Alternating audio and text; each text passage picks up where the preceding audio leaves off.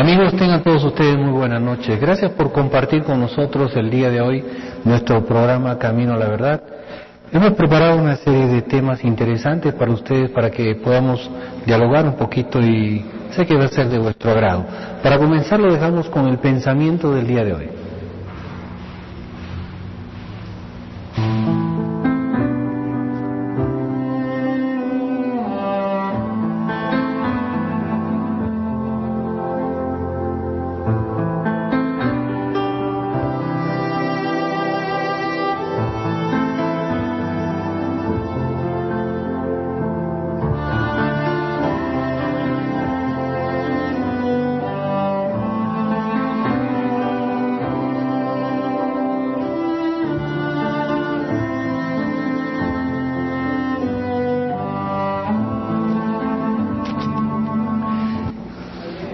El pensamiento positivo es una disciplina que, ejercitada con constancia, te dará el poder de cambiar tu entorno y por consiguiente tu vida.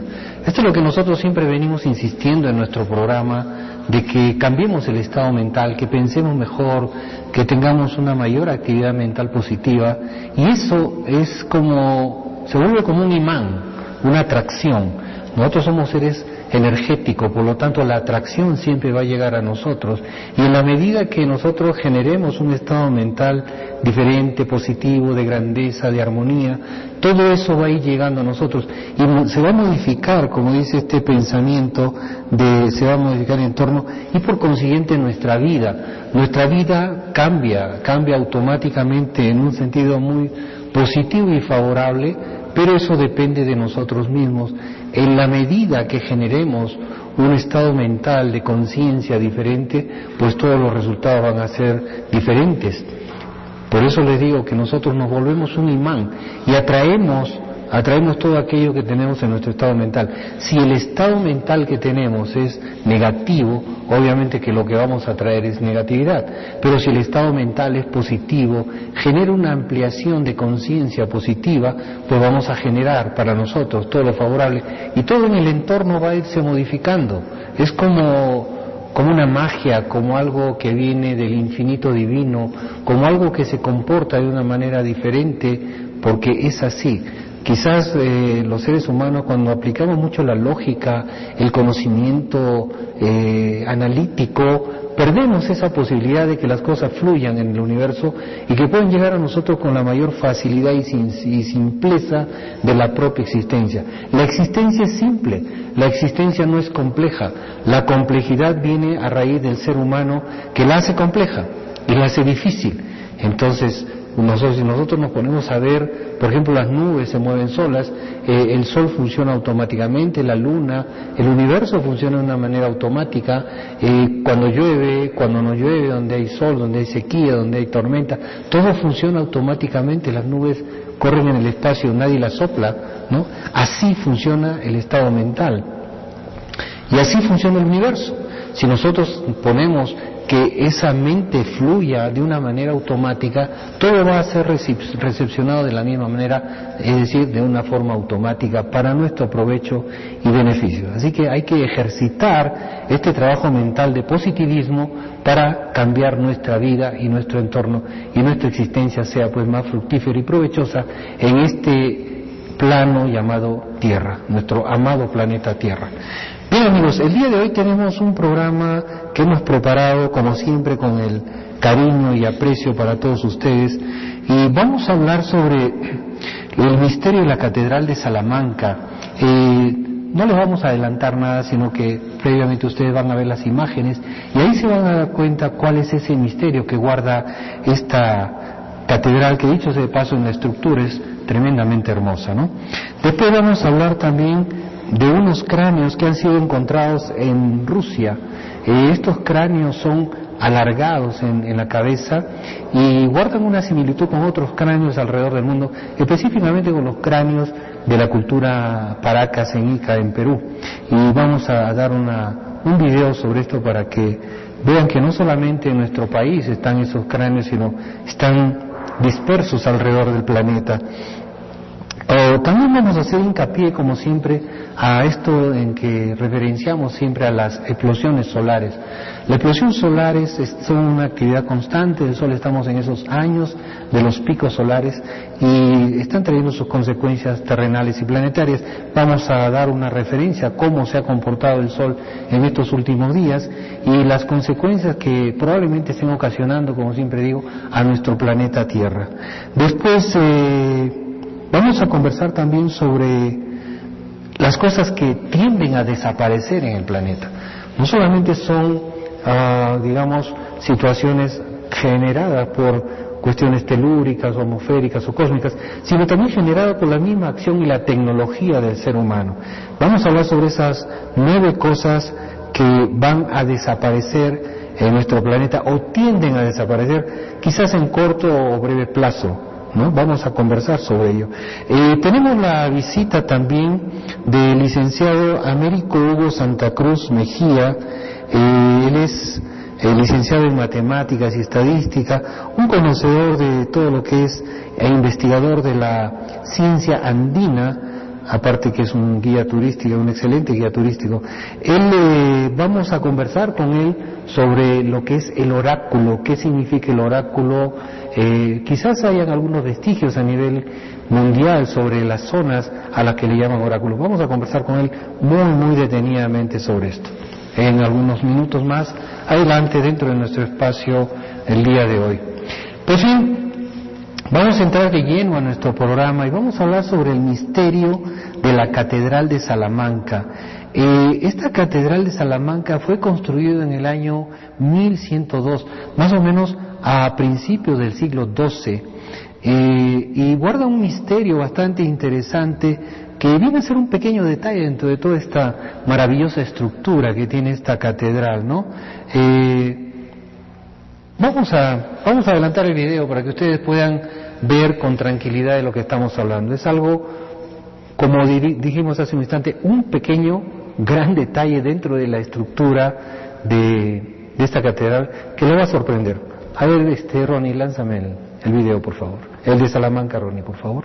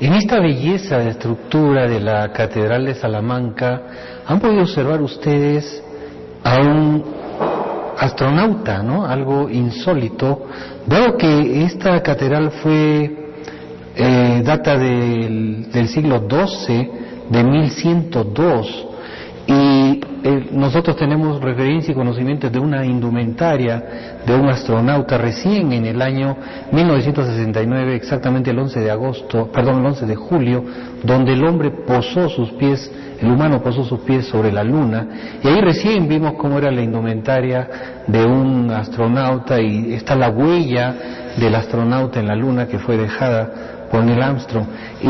Y curiosamente esta catedral guarda una pequeña imagen, una figura en alto y bajo relieve de un astronauta. ¿Qué hace eso ahí? Ahora, acá podremos hacernos dos preguntas, ¿no? O dos alternativas a ese interrogante de qué hace ese astronauta, o la figura de ese astronauta en esta catedral tan antigua. O fue hecha realmente en el momento que se construyó toda la edificación de esta catedral, o de repente fue una implantación posterior al año 1969 de un astronauta, ¿no? Y ahí queda siempre la interrogante. No hay ninguna explicación científica, ni arqueológica, ni nada por el estilo que yo pueda decirles, sí señores, esta es la conclusión. Pero siempre queda en el aire este interrogante, que pudo haber sido hecha realmente por un visionario, ¿no?, entre comillas, o pudo haber sido hecha con una manipulación después del año 1969. Ahí lo dejamos esto, pero de todas maneras se los he querido presentar como algo misterioso, ¿no? Porque siempre va a guardar el misterio esta imagen esta figura hecha en la Catedral de Salamanca. Ahora, otra de las cosas interesantes que se están presentando y que siempre los descubrimientos son importantísimos de detallarlos y analizarlos. Por ejemplo, han sido descubiertos unos cráneos alargados de unos dioses, supuestamente dicen los dioses del sol, pero en Rusia. Esto ha sido descubierto en una ciudad de Siberia llamada Omsk en enero del 2009, ¿no? Este descubrimiento es un poquito extraño porque se desconocen los orígenes y más o menos la fecha de estos cráneos datan del siglo IV antes de Cristo. Vamos a ver las imágenes ahí que estamos mostrando. Presten atención a los escritos en las partes de abajo en español.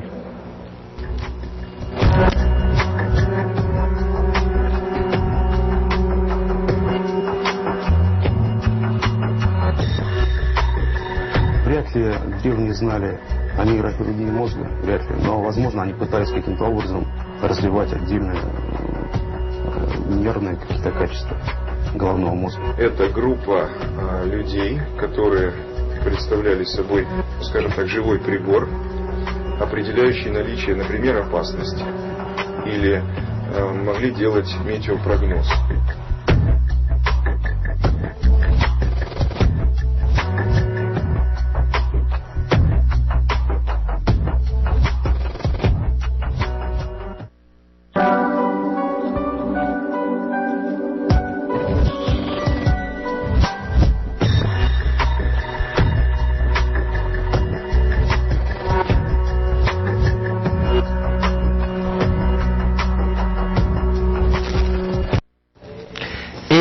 Estos cráneos,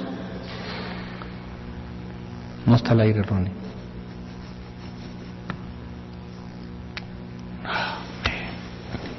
Ronnie, manda al aire.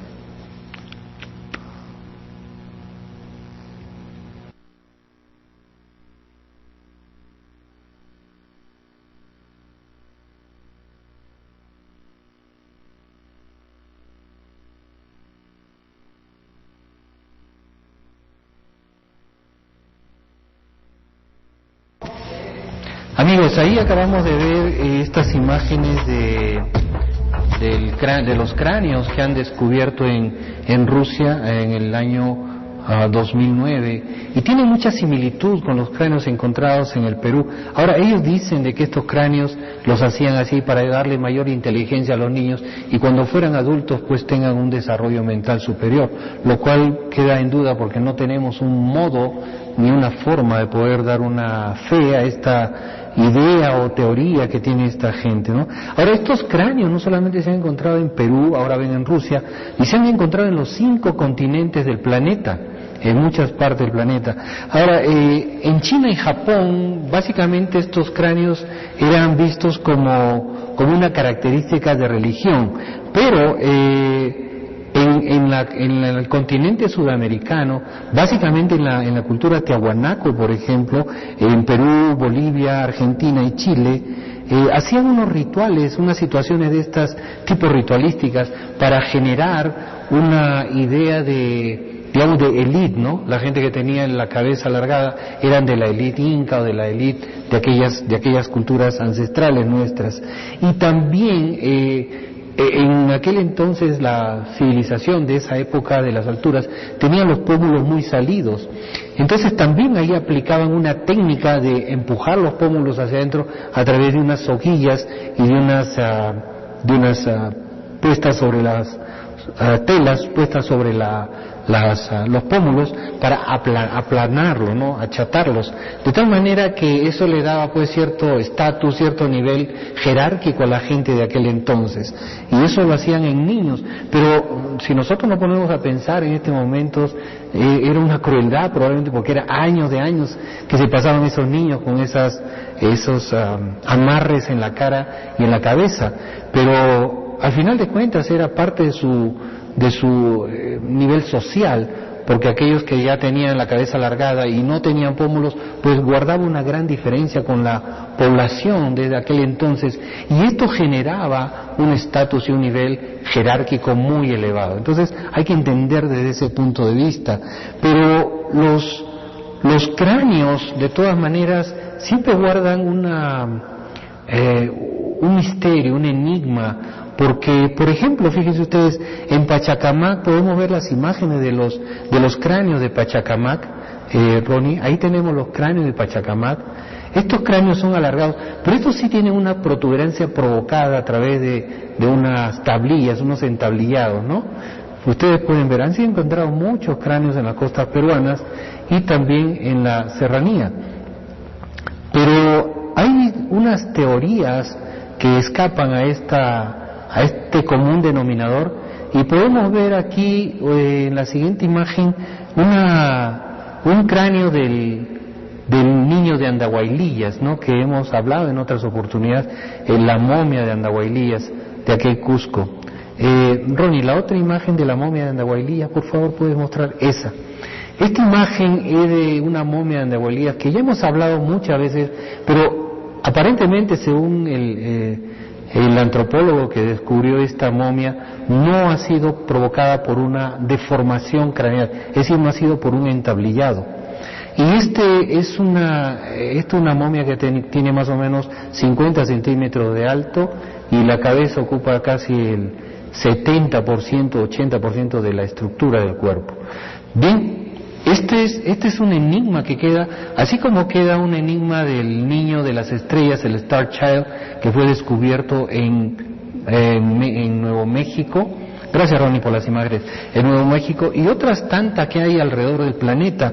Pero fíjese, dentro de todas las escrituras incas, he encontrado una de un escritor peruano, Mario Rivero, que puede quizás dar una explicación un poco científica a esta situación de los cráneos, muy al margen de lo que pueden haber dicho los rusos, muy al margen de que los historiadores e investigadores pueden haber hablado de estos cráneos. Fíjese lo que dice el escritor peruano Mario Rivero en 1855, en su libro Antigüedades Peruanas.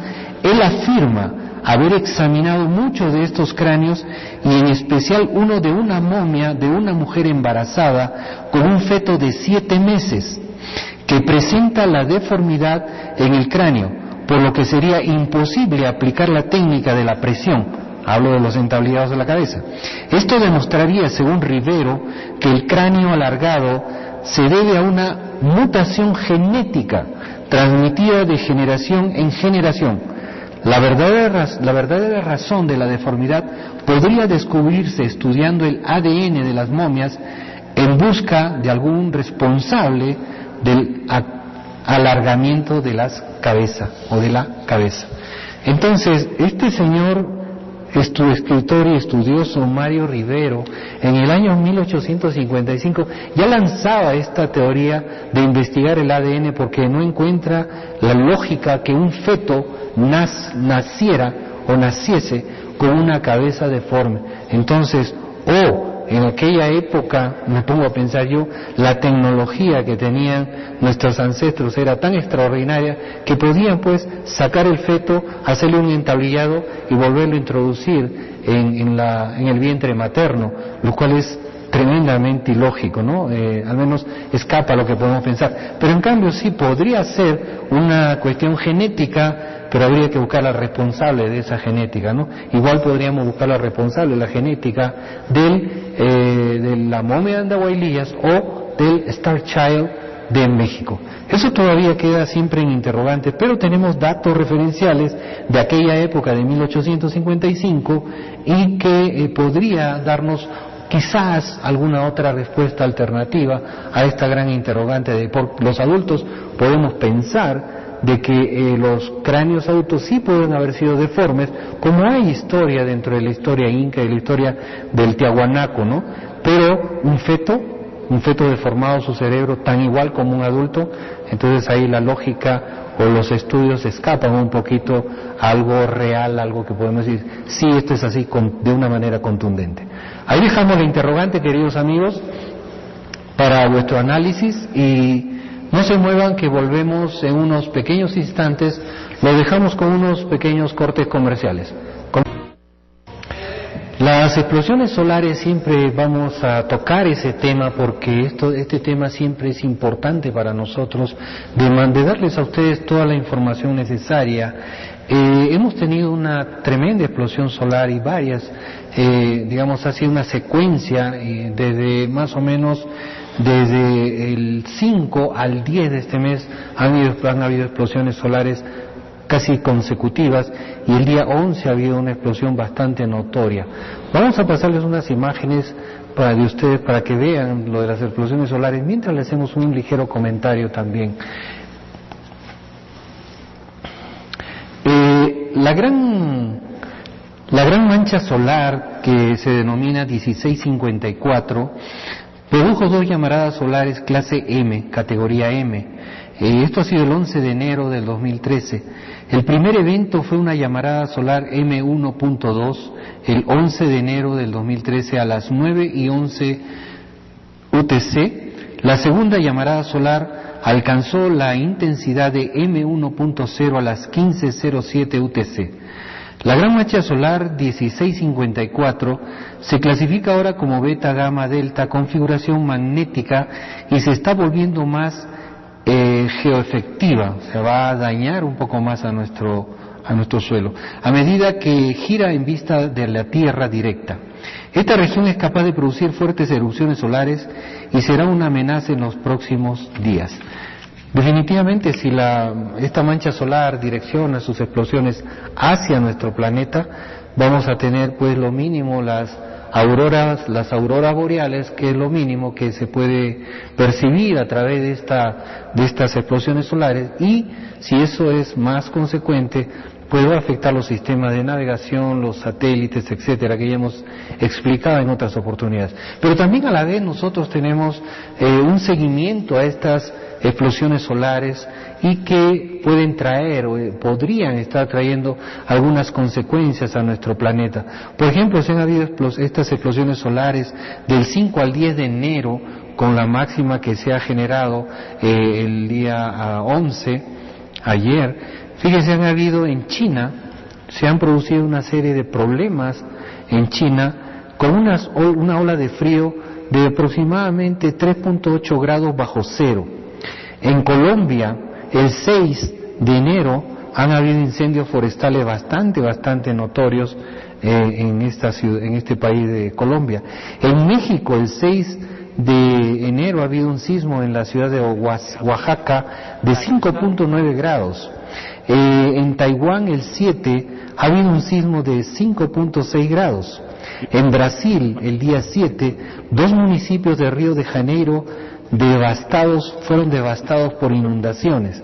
En Turquía ha habido un terremoto de 6.2 grados. En la India el 9 ha habido un sismo de 5.9 grados.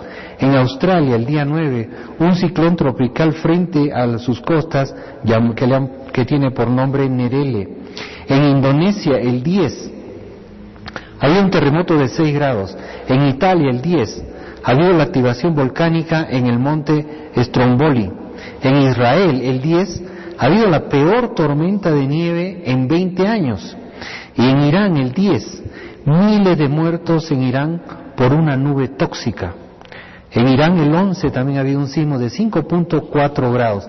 Esto de Irán, de los miles de muertos, han habido alrededor de 4.500 muertos en Irán por una nube tóxica.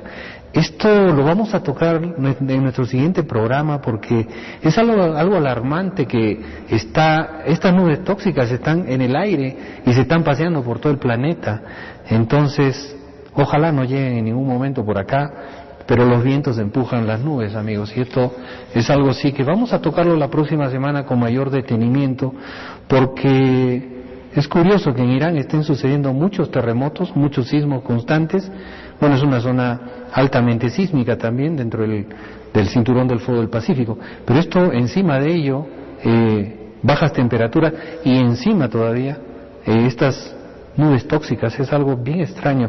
Vamos a hacerle un poquito de atención a esto de lo que está pasando en Irán y que vamos a tratar de explicarlo con mayor detalle en nuestro próximo programa. En la próxima semana vamos a hacer un especial sobre estos temas de las nubes tóxicas, que es muy interesante, y vamos a tener a un químico en ese momento, en una entrevista con un ingeniero químico, y vamos a conversar con él sobre estas nubes tóxicas también, para darle mayores detalles. Bueno, al margen de los problemas que nos está ocasionando nuestro astro rey, y que nos va a seguir ocasionando, porque estas tormentas solares, ya hemos dicho a ustedes, queridos amigos, que se van a prolongar hasta dentro de 6 años. Entonces hay que prepararse un poquito para seguir soportando estos cambios climáticos extremos y estas situaciones de sismos y terremotos y todas las calamidades que se están presentando en nuestro planeta, quizás por 6 años más, en una manera de mayor intensidad. Bueno, también así como los terremotos y los sismos hacen desaparecer muchas partes en nuestro planeta, tierras, casas y vidas humanas, pues también el avance de nuestra sociedad y civilización y de la tecnología están llevando por consecuencia a una tendencia a que muchas cosas puedan desaparecer. Y hemos numerado 9 cosas que pueden desaparecer en nuestro planeta, aunque les parezca un poquito increíble. Y fíjense, son cosas que nosotros casi a diario convivimos con estas y necesitamos de ellas y a veces nos hemos acostumbrado de ellas. Por ejemplo, las oficinas de correo. ¿Quién no ha ido a las oficinas de correo? Todos hemos ido en alguna oportunidad a las oficinas de correo a dejar una carta, a dejar un paquete, una encomienda, etcétera. Pero esta es una de las cosas que va a desaparecer. Fíjense ustedes, los problemas financieros mayormente están generando de que las oficinas de correos desaparezcan. Lo que recibimos ahora en nuestro correo es prácticamente publicidad, ¿no? Los medios publicitarios usan el correo. O si no, lo que le llaman correo basura, que no nos sirve para nada, simplemente para tirarlo a la basura, ¿no? Los ingresos de los correos electrónicos, los emails, han generado pues de que ahora nosotros nos podamos comunicar con cualquier parte del mundo a través de la internet, ¿no? De nuestra computadora, de nuestra laptop o de nuestra tablet. Entonces es el sistema de la tecnología, es esta tecnología que está dejando de lado a otras cosas, y una de ellas es el correo. Entonces dentro de poco nosotros vamos a solamente usar el correo, y si necesitamos hay otras entidades que se están encargando de desaparecer los correos en los países, los correos como dependencia del gobierno. Digamos, por ejemplo, tenemos UPS, tenemos la Federal Express, que son unas transnacionales que tienen aviones, camiones de carga y una infraestructura y logística extraordinaria para poder generar el servicio de envío de dinero o de paquetes o de lo que sea. Y esto está dejando de lado a las oficinas de correo convencionales que son manejadas por las entidades públicas. Esto tiende a desaparecer dentro de poco. Ahora, otra de las cosas que tiende a desaparecer, como la segunda alternativa a desaparecer, son los cheques. Ya la gente casi no usa cheques. Fíjense, en Gran Bretaña, en el Reino Unido, se está ya manejando todo un plan estratégico de trabajo para que en el 2018 desaparezcan totalmente el uso de cheques.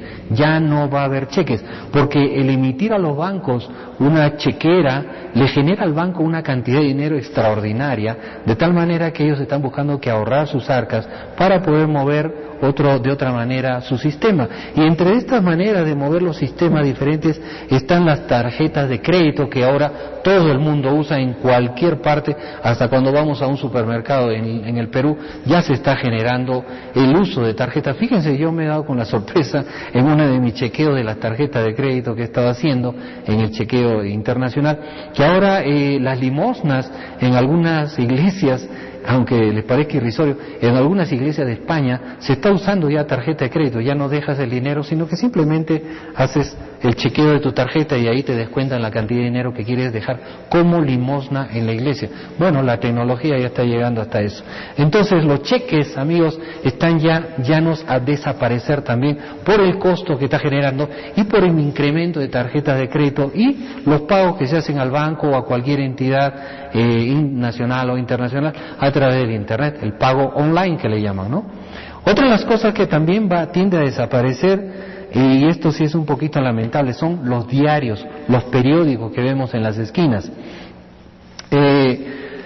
Las nuevas generaciones, si ustedes hacen un chequeo a las nuevas generaciones, casi nadie compra periódico. Los muchachos no compran periódico, solamente algunos he visto por ahí que compran los diarios deportivos, ¿no? Para enterarse cómo va el deporte, quién metió goles, quién perdió, o el NASCAR, etcétera, ¿no? Para el deporte más que nada.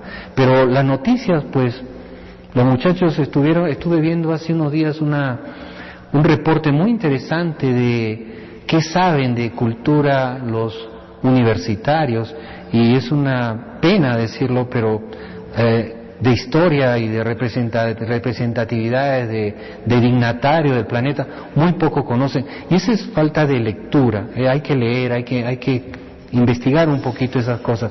Pero bueno, los diarios son parte de la lectura del pueblo, y mientras el pueblo no tenga en acceso una internet o no tenga otro tipo de manera de manejar información, pues los diarios van a seguir. Pero la tendencia que está llevando toda esta corriente de tecnología es que los diarios ya van a desaparecer. En Norteamérica han desaparecido ya muchos diarios, quedan unos que otros por ahí en el camino, pero tienden a desaparecer porque toda la información está acá. Nosotros accesamos a cualquier diario y lo tenemos informado ahí en la internet.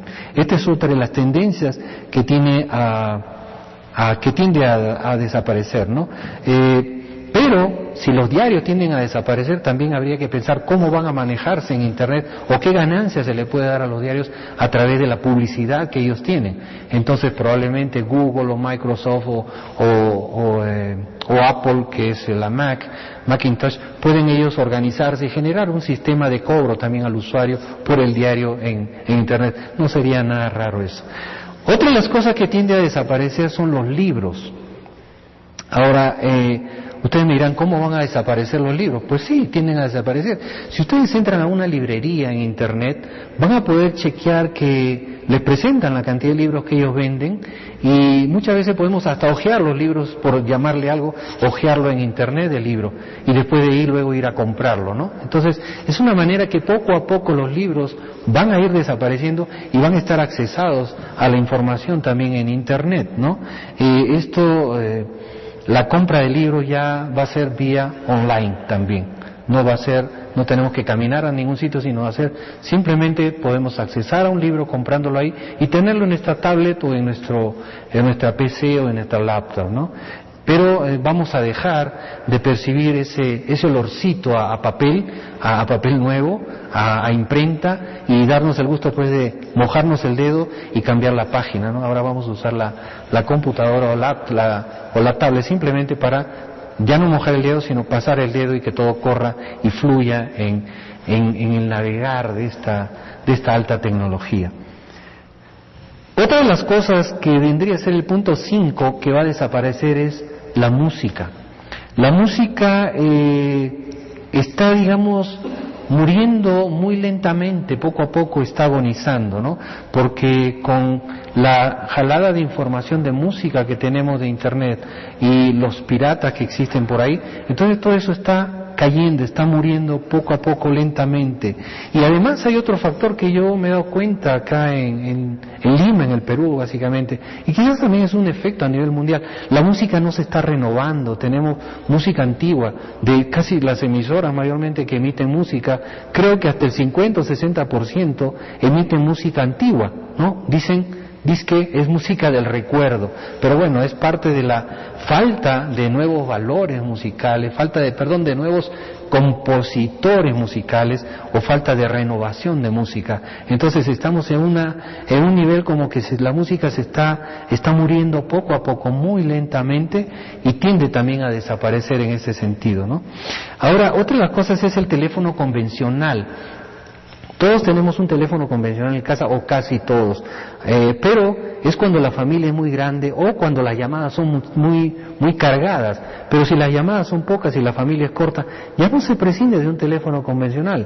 Para eso está el celular, que podemos entrar a una conversación de pocos minutos simple y podemos evitar ese gasto de tener un teléfono convencional, que tiende también a desaparecer esto porque es parte del nuevo sistema y lo usamos mayormente por costumbre que por propia necesidad. Entonces es otro que está yéndose a desaparecer. Otra de las cosas también que quizás le cause un poco de sorpresa es la televisión. La televisión tiende también a desaparecer, a pesar de que en estos momentos todavía es muy útil, pero las ganancias se están restringiendo según estudios de investigación internacional, y la gente ya, la televisión era para ocupar un tiempo de familia, de ver un programa, vamos a sentarnos pues a ver Camino a la Verdad, o vamos a sentarnos a ver un partido de fútbol, o un partido de béisbol, o lo que fuere, o de básquet. Pero ahora tenemos el Internet, entonces a través de Internet podemos accesar a información deportiva y de ciencia y de tecnología a nivel mundial e internacional. Y lo agarramos donde sea, en cualquier lugar que estemos, ¿no? En el bus, en la casa, en el trabajo, en un centro de recreación, donde sea, podemos accesar a cualquier información en el tiempo que tengamos. Entonces la televisión también es algo que tiende a desaparecer. Además, los costos de televisión por cable a nivel mundial, las estadísticas arrojan que son bastante elevados y puede ser también contraproducente a un uso de televisión por cable. Pero de todas maneras es otro de los puntos que tiende a desaparecer. Y otra de las cosas son las cosas que poseemos tienden a desaparecer. Fíjese, esto es bien extraño. Por ejemplo, las fotos, la música, las películas, los documentos que se guardan, y todo se guarda pues esto ahora ya no en un almacén o en un estante, ahora se guarda en una nube que viene a ser la nube del Internet o del medio de la tecnología cibernética. Todo esto se guarda ahí. Ahora, quizás en algún momento también por guardar eso nos comiencen a cobrar, ¿no? Y ya no vamos a tener estantes, sino que todo lo guardamos acá o en una pequeña memoria, en un USB.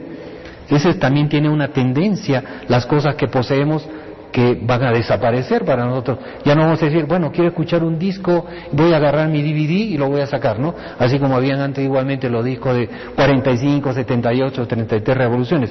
Ya el CD ya no va a estar ahí, sino va a estar acá, guardado en esta nube. En esta nube donde va a estar todo. Las fotos que teníamos antes en un álbum de fotos van a estar ahí guardados, ¿no? Entonces, así como todo, las películas las podemos guardar ahí también. Entonces se dan cuenta ustedes que todo va a estar en una nube guardada. Ya no vamos a necesitar tanto espacio, sino va a estar reducido en eso, o simplemente en una memoria de esto, o en una pequeña memoria de este iPod, ¿no? tenemos todo ya en una tecnología resumida, entonces tiende a desaparecer también. Pero otra de las cosas que tiende a desaparecer también, y que ya está desapareciendo, es nuestra privacidad. Ya donde vamos hay cámaras grabadoras, estamos en un edificio, en una calle, hay cámaras que filman todos los momentos que tenemos, ¿no? Están grabados en un celular, también hay grabación, en una computadora hay grabación, todo está grabado, estamos siendo grabados, o sea, nuestra privacidad se está quedando de lado, ya no vamos a tener privacidad, al menos por ahora, lo único, amigos, que podemos tener en privacidad son nuestros recuerdos. Entonces guardemos nuestros recuerdos en lo más profundo de nuestro corazón y nuestra mente para que ello sea lo máximo de privacidad que por ahora todavía podemos manejar. Esperemos que el manejo de nuestra privacidad, que es lo más importante, no sea quitado de una manera total, pero la tecnología está avanzando tanto, la ciencia está avanzando tanto, que el direccionamiento a quitarnos nuestra privacidad probablemente sea el siguiente paso, el next step, que estas personas que manejan el planeta estén planeando. Por ahora, disfrutemos al menos de nuestros recuerdos, que es lo más grato que tenemos. No se muevan y lo dejamos con unos pequeños mensajes y volvemos con nuestro invitado el día de hoy para hablar sobre el oráculo. Volvemos en un momento.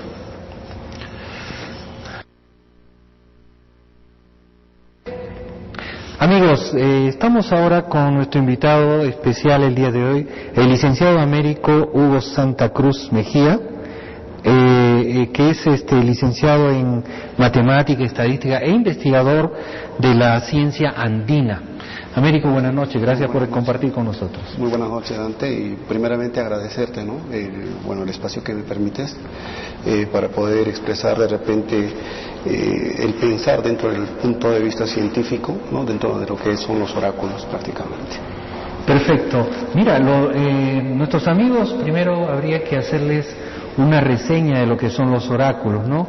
El oráculo es, digamos, la comunicación que se tenía en aquel entonces, básicamente en los griegos y los romanos, que acudían a una pitonisa o a un vidente o a alguna persona, ahí tenemos a consultarle sobre tal o cual situación futura, ¿no? Correcto. Y a los lugares donde esta gente asistía también se le conocía como oráculos, a los mismos templos, ¿no? Este es el templo de Delfos, por ejemplo, ¿no? Y los lugares que más o menos se han conocido estos templos ha sido en Grecia, el oráculo de Delfos, el oráculo de Dódona en Egipto, el oráculo de Heliopia, el oráculo de Delos. En Egipto tenemos Heliópolis y Adivos, Amón, Arra. Tenemos en la época hebrea tenemos el Torá. En Fenicia, en Babilonia, Caldea y Asiria también habían oráculos donde se consultaba a los dioses para predecir el futuro de los pueblos. Estos consultantes eran llamados Beleberi, que eran los señores de la adivinación. Y también en la época andina, Américo, en la época andina nosotros teníamos también oráculos, ¿no es cierto? Claro. Bajo tus investigaciones que has hecho, por favor. Dentro de todas estas investigaciones se ha llegado, o se concluye, ¿no? Respecto a los famosos oráculos de Pachacamac, que estaban ubicados en la ciudad de Lima. Y posteriormente se habla bastante de otros tipos de oráculos, incluidos aquí en la ciudad del Cusco, que fueron nombrados por varios cronistas, pero con lo cual, por el mismo tipo de lenguaje que no llegaron a entender, ¿no? En ese entonces, hablamos del quechua, no recolectaron, podría decirse, una buena información. Y por lo que en todos sentidos siempre estos cronistas los describieron prácticamente, ¿no? A nuestros antepasados, que fueron los incas, como si fueran unos locos o orates que iban y conversaban prácticamente con las paredes, ¿no? Pero poco a poco en esta investigación se llega a entender que no, que prácticamente eran lugares a los cuales esta gente, ¿no? Prácticamente nuestros antepasados los incas iban y todavía intentaban tener ese tipo de conexión, ¿no? Con los espíritus vía obviamente los oráculos. Interesante. Y dime, según tus investigaciones que has hecho referente a los oráculos, aquí en Cusco, en la ciudad de Cusco, ¿dónde se podrían ubicar esos oráculos o dónde probablemente podrían existir esos oráculos? Los oráculos, mayormente, uno de los más importantes podría decirse que está en la ciudad de Machu Picchu, que, bueno, en hora buena creo que no se llegó a demoler totalmente toda esta ciudadela y se puede encontrar en perfecto estado, ¿no? Que caso contrario ocurre en lo que venía a ser justo que ya lo mencionaste, Dante, ¿no? El aspecto de, bueno, los oráculos de Delfos, ¿no? En la ciudad de Grecia, que prácticamente solo se encontraron ya bases, ¿no? Y no hay el modo de demostrar cuál era el funcionamiento correcto de estos oráculos. En esta investigación lo que se ha llegado a entender y se ha llegado a encontrar es que se tiene bastante que ver el aspecto de la palabra, ¿no? Oráculo prácticamente nace inclusive en la Biblia, y en la Biblia se menciona bastante esta palabra como prácticamente en muchos párrafos, pero el gran error de repente que se le llega a atribuir dentro de lo que es la cultura griega, ¿no?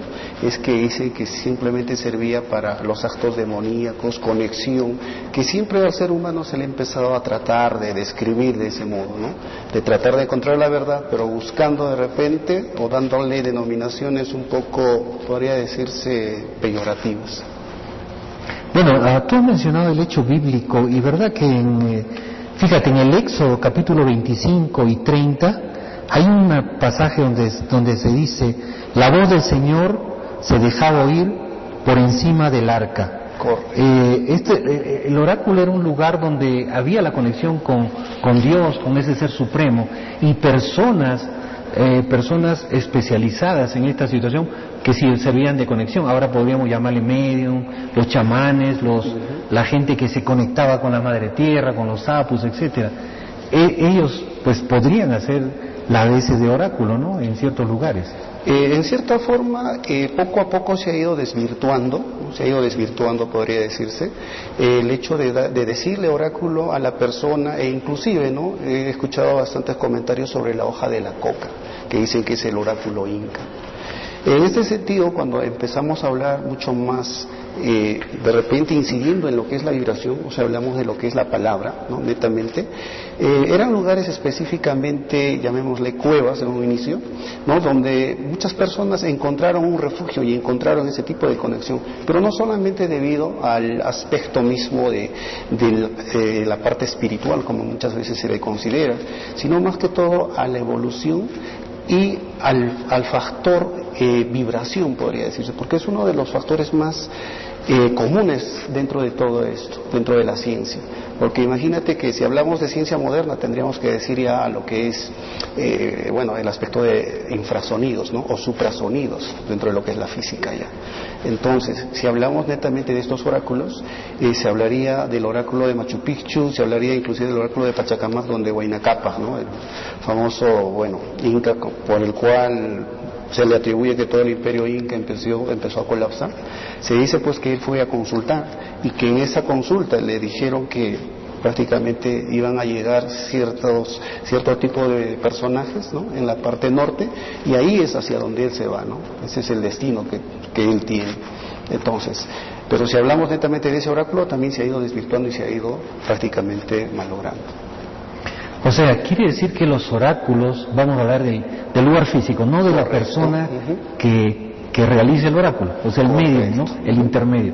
Los oráculos son lugares especialmente acondicionados que al hablar genera cierto tipo de vibración, cierta energía especial, digamos, algo así como un mantra.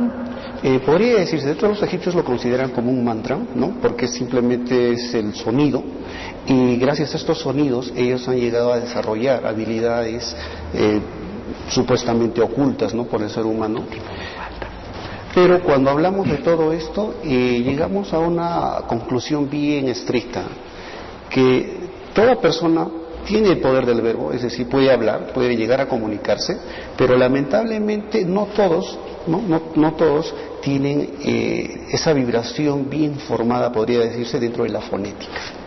Entonces, no es lo mismo pronunciar una letra O o una letra M en forma común y pronunciarla en forma exacta.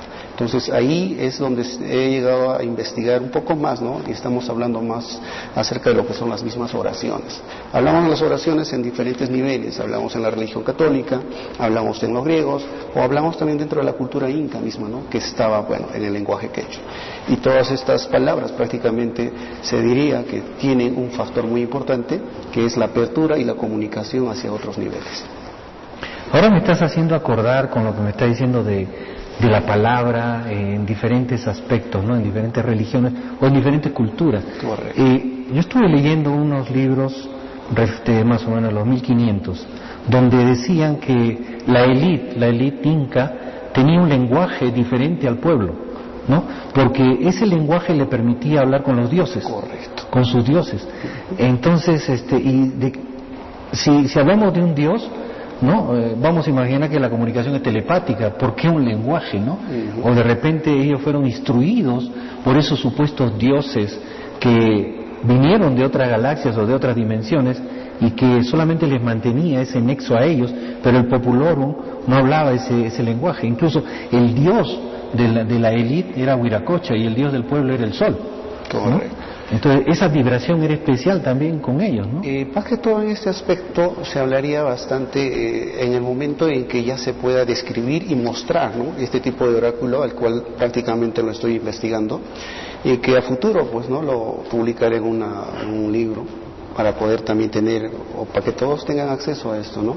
Porque, valgan verdades, hemos estado desvirtuando, como te decía antes, el aspecto de lo que realmente vendría a ser un oráculo. Así tú ya lo has dicho, de repente el aspecto más suprahumano, se podría decir, ¿no? Es el aspecto telepático, pero dentro de lo que es metafísica, también se encuentra que la misma telepatía también es vibración, es decir, simplemente son ondas que, ¿no? Prácticamente el cerebro emite y puede llegar a percibirse por otra persona, que vienen a ser simplemente vibraciones. Por supuesto, yo, por ejemplo, tengo la idea bien clara que parte de los oráculos es el tarot, ¿no? Es una parte de un oráculo, el tarot.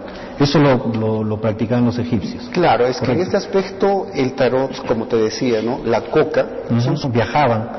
Por eso creo yo siempre sostengo esto, que en algún momento dado el planeta ha sido pues también una situación globalizada. Probablemente en algún momento. Porque siempre se habla, ¿no? Que en algún momento los continentes estaban unidos y probablemente había separación, pero siempre se habla también que los incluidos, ¿no? Los pre-incas ya eran grandes viajeros, ¿no? Entonces hablamos inclusive de evidencias egipcias en lo que viene a ser el lago Titicaca, ¿no? Justamente en lo que es el santuario histórico de Chupito se encuentran evidencias egipcias también ahí. Entonces a veces hay que hacer estas comparaciones para llegar a entender realmente que en un momento determinado había una conexión netamente entre civilizaciones. Interesantísimo. Y esto quizás rubricaría lo que estábamos hablando de los cráneos, ¿no? Que también de repente en algún momento, como ha habido cráneos en diferentes sitios de la misma manera, y que aquí en Sudamérica y en todos los continentes. Entonces, o tuvieron un mismo patrón del cual copiaron, o simplemente hubo una interconexión entre ellos. Claro. Américo, nos pasaríamos la noche entera conversando contigo, es interesantísimo, y yo te comprometo a venir en otro momento, por favor, para dialogar sobre estos temas. Fundamentalmente cuando esté tu libro listo, pues tienes aquí las ventanas. Te dejo las cámaras para que le dejes algún mensaje a nuestros amigos de que usen bien el oráculo, ¿no? Con la coca y todo lo demás.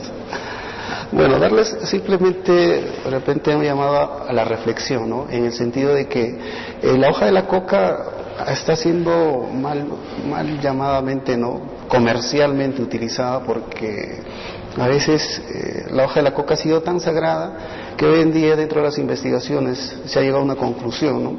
De que es posible que la hoja de la coca, es cierto que haya sido chachada o pichada, ¿no? En este lenguaje como siempre se conoce, pero que lamentablemente año tras año se iba tergiversando, porque cada uno a veces agarra y pone un tipo de criterio. Entonces el único mensaje sería rescatar más que todo, ¿no? Y invitar a muchos colegas e inclusive, ¿no? De repente ciudadanos de la parte del Cusco a tratar de recuperar, pues, ¿no? Lo nuestro.